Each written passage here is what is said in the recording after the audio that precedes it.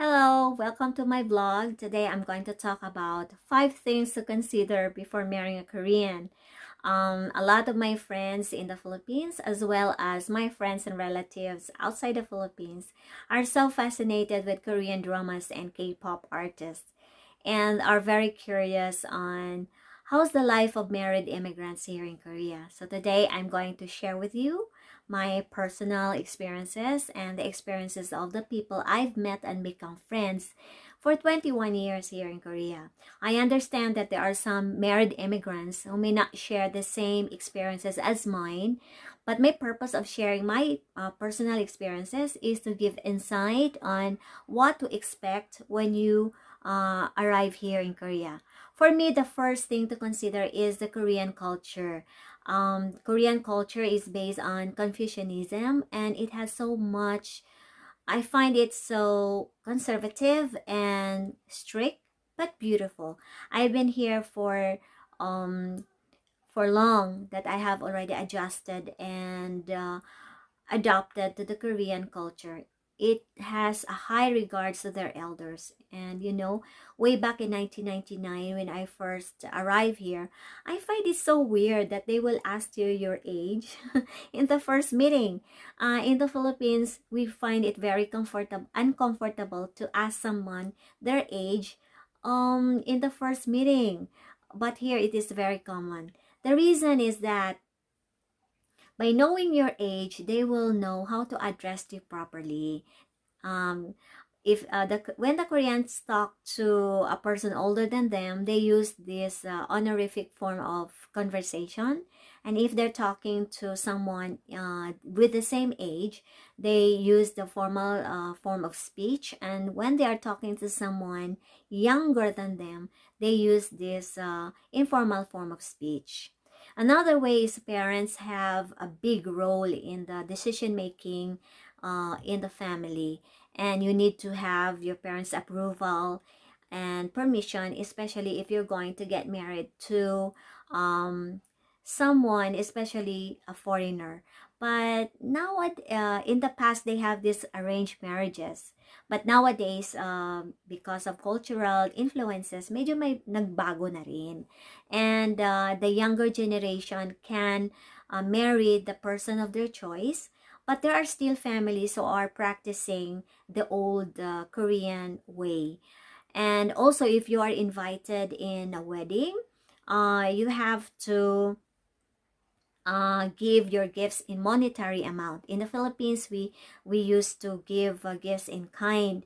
But here, when you go to a wedding reception, in the entrance, there are two tables provided, one table for the bride and one table for the groom. And the guests of the bride and the groom will go to the respective tables and give their donations in monetary amount. Donation ani ko, just give their gift in monetary amount. And the giver and the receiver will have the same how much the name of the person who gave, and then the amount that they have received. And so the giver also have a note that he gave this much and much to to this person, because the reason is that when it is time of their children to get married, then they expect something in return as well.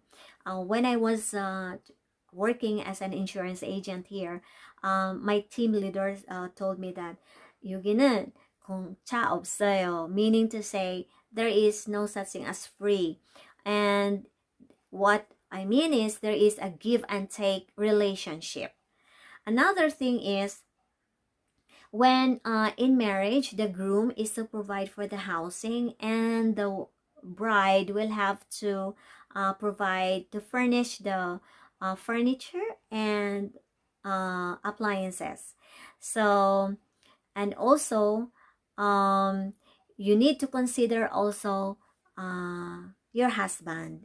Before coming here, you have to uh, know that your Korean husband's attitude or personality may depends on age and lifestyle, also educational attainment, and the place where he was raised. If he is raised in the countryside or if he is raised in the city, medyo may pagkaiba ang kanilang attitude. If your husband happens to, I'm not generalizing, okay? And I'm not talking to the whole Korean husband, but I'm talking to my experiences, referring to my experiences.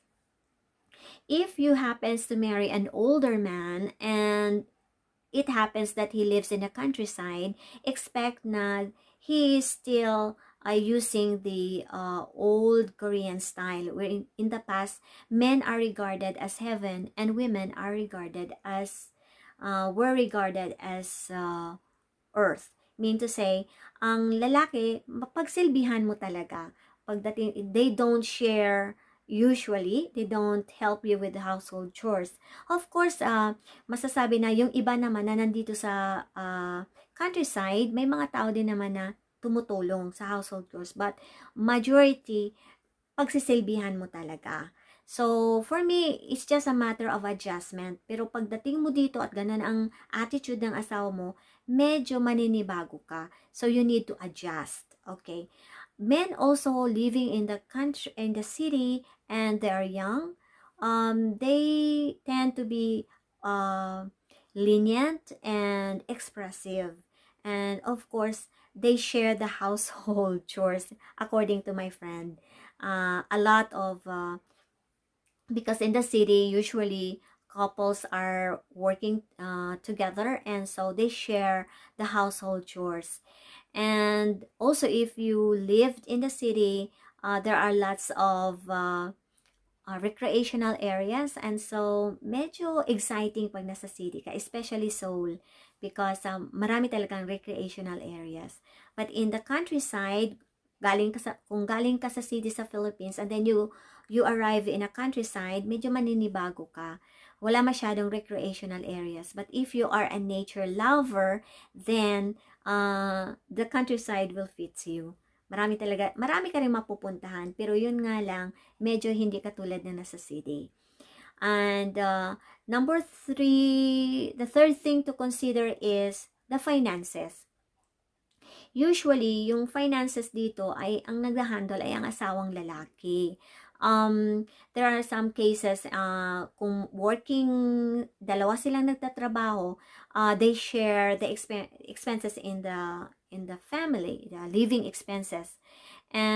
But in the case of married immigrants, pagdating mo dito, don't expect na ibibigay ng asawa mo sa iyo yung kanyang salary at ikaw mag-budget. You do the budgeting. No. Usually, you will be given an allowance, a monthly allowance for your personal needs. Or everything here, you can order naman online in the internet. And so, or if not, you can go together in some grocery store or sa department store and buy the things that you need. Walang problema.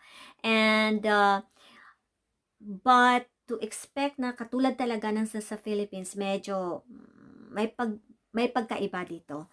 And but the thing is, if you gain the trust of your husband, and then some naman, binibigay naman nila yung sahod nila sa kanilang asawa. But it takes time. Kinakailangan, you have to earn their trust. And so, pwede mapag-usapan.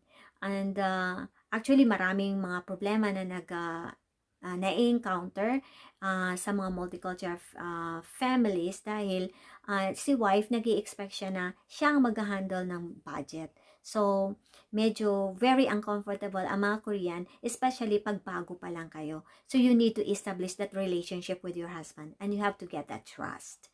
And for some naman, sa mga iba kong mga kaibigan, hanggang ngayon, ang asawa pa rin nila ang nagbabudget. And they are very comfortable with it. Why? Because according to them, masakit sa ulo yung mag-budget ka ng budget. So, it's up for the two of you kung saan kayo comfortable na mag-asawa. It doesn't mean na yung wife ang nag-handle is the best solutions for a marriage. No. nasa inyong dalawa yan kung saan kayo comfortable. It doesn't matter naman na kung asawa mo nagbabudget, medyo dehado ka na, no. And next to consider is, the fourth thing to consider is your purpose in going to Korea or in coming to Korea. Ano bang purpose mo? Bakit nandito ka? To form a family or to support your family in the Philippines? To find a job? So marami tayong ang mga pumupunta dito sa Korea, marami silang mga dahilan. So, kung ang dahilan mo ay to help your family in the Philippines or medyo mahirapan ka gawin yun in the first 2 years mo dito sa Korea. Kasi hindi ka pa kasi makapagtrabaho. Medyo nag-a-adjust ka pa sa environment, sa tao, at sa lahat-lahat, sa culture ng Korea. So, I'm not saying that Koreans are selfish. No. In fact, I would say that Koreans have a kindest heart that I ever known. Kaya lang, they have this mentality that before they can help other people, they should help themselves first. How can they help other people if they are lacking? So, tayo namang mga Filipino, iba naman. Kaya nating i-sacrifice ang sarili natin para lang matulungan din natin ang ibang family natin sa Pinas. So, a lot of problems also occur sa mga multicultural families because si Koreano nagrereklamo na hingi ng hingi si wife. At saka si wife naman nagrereklamo na ang kuripot-kuripot ni Koreano. So actually, ang asawa mo, pwede siyang magtulong sa'yo once, twice, or thrice.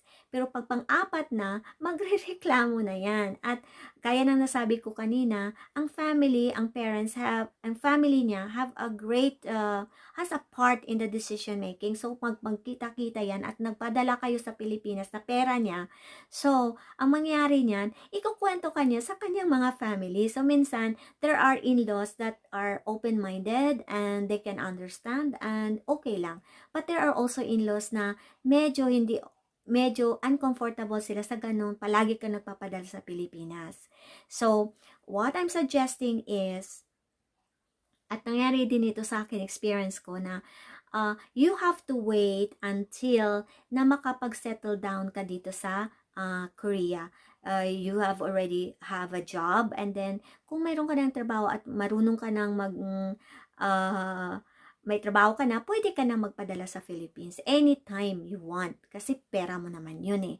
So, what you have to do is to tell your family in the Philippines to wait until na makapag-settle down ka dito sa Korea para na makatulong ka sa kanila. Kasi ang sa Philippines naman, a majority of thinking is that dahil nakalabas na yung anak at naka-abroad, they felt na kayang-kaya mo silang tulungan. So, dahil iba ang standard dito kaysa sa Pinas. So, they don't not know na mahirap din kumita ng pera dito, na nag-a-adjust pa, may kahirapan din. So, you need to be open to them. Kasi tayo minsan, sinasacrifice natin, hindi tayo nagsasalita. Pag humingi sila, padala din tayo. Kinukulit natin asawa natin. So, yun ang nangyayari. Hindi nila alam. Pero kung i-explain naman natin sa family natin, so naintindihan naman nila. Minsan nga lang, ang nangyayari kasi sa Pilipinas, ultimong electric bills and water bills, hinihingi pa dito sa anak nila sa Pilipinas o sa mga kapatid nila na nandito sa Korea pala. So, yun nagkakaproblema na problema si Pinay dito. So, it's up for you to tell your parents or your families in the Philippines na hintayin mo na makapag-settle down ka. The last thing to consider is the language. And this is, I think, the most important thing to consider because if you make it a priority to study the Korean language and you learn the Korean language as fast as you can, then the doors of opportunity will be open your way. Maraming opportunity kapag marunong ka na magsalita ng Korean. And right now, the government is investing a lot of money for foreigners to learn the Korean language for free. Kaya kung ako sa inyo, i-grab ang opportunity na mag-study ng Korean language. Learning the Korean language will help you improve your relationship to your husband, improve your relationship to your in-laws, and the people that surrounds you. And also, this will help you a chance to find a job suited sa anumang skills mayroon ka o sa educational attainment mo na kung anuman mayroong educational attainment ka na dinala mo dito sa Korea. So, I hope that I was able to share with you something and you learn something from my experiences. And kahit saan namang pupunta na nation, hindi lang sa Korea o sa ibang country din, we need to adjust. And we do not expect na yung asawa pa natin o yung in-laws pa natin ang mag-adjust para sa atin dahil Pilipino tayo o foreigner tayo. So, pumunta tayo dito sa Korea. So, we need to adjust to their culture and find a way na mapabilis yung adaptability natin dito sa kanilang culture.